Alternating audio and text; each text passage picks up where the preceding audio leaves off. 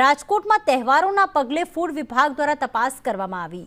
College પાસેની hawker ઝોનમાં food વિભાગે તપાસ કરી। તંત્ર દ્વારા 16 જેટલા ધંધાર્થીઓને ત્યાંથી નમૂના લેવામાં આવ્યા છે। આ 6 દુકાનમાંથી ઘી, બટર અને પનીરના નમૂના લેવામાં આવ્યા।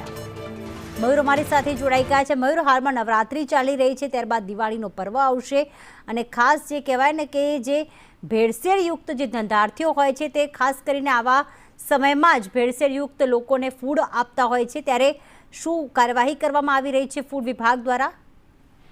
પ્રીતિ, નવરાત્રીના આગામી દિવાળીના તહેવારની અંદર ભેળસેળિયા તત્વો સક્રિય થઈ જતા હોય છે। ખાસ કરીને તૈયાર ફાસ્ટ ફૂડ અને અન્ય ખાણીપીણીની ચીજવસ્તુઓ વેચતા ધંધાર્થીઓ છે મોટા પ્રમાણની અંદર આવી ભેળસેળ કરતા હોય છે। આને લઈને મહાપાલિકા એક્શન મોડની અંદર આવી છે।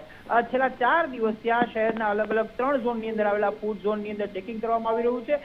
ઘી, પનીર, બટર સહિતની વસ્તુઓ છે તેમના નમૂના લેવાયા છે। તો ખાદ્ય પદાર્થો છે વાસી છે કે તાજા છે તેની ચકાસણી છે તે સ્થળ ઉપર કરવામાં આવી રહી છે। આ ઉપરાંત નોનવેજના જે ધંધાર્થીઓ છે કે જેમનો હોકર ઝોન અલગ અલગ જગ્યાએ આવેલો છે તેમને ત્યાં પણ ફૂડના નમૂના લઈ ચકાસણી કરવામાં આવી છે।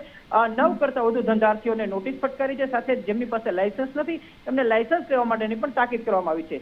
આભાર મયુર તમામ વિગતો માટે।